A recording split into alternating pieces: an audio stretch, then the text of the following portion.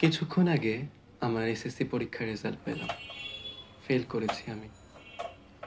মা মারা গেল পরীক্ষার কদিন আগে। বাবা দেখি 1 সপ্তাহের মাথায় বিয়ে করলেন। ওরা প্ল্যান করেই মাকে মেরেছে, আমি জানি।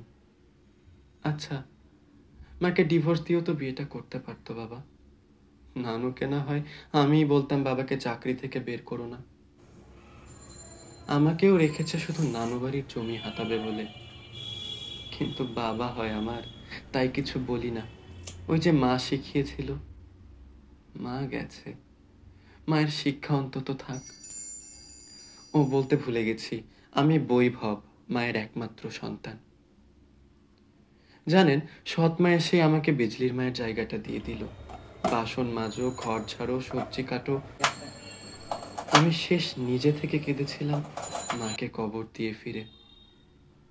তারপর থেকে এই পেঁয়াজ আমাকে প্রতিদিন কাঁদায়।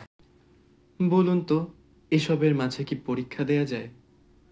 না, আজ পেঁয়াজ আমাকে কাঁদাচ্ছে না, সত্যিই কাঁদছি।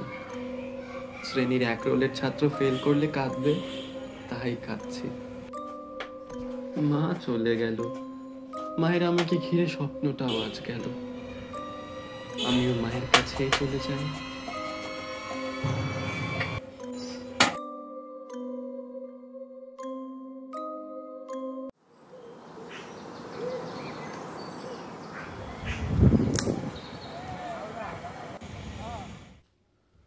মা, তুমি কি আমায় দেখতে পাও মা?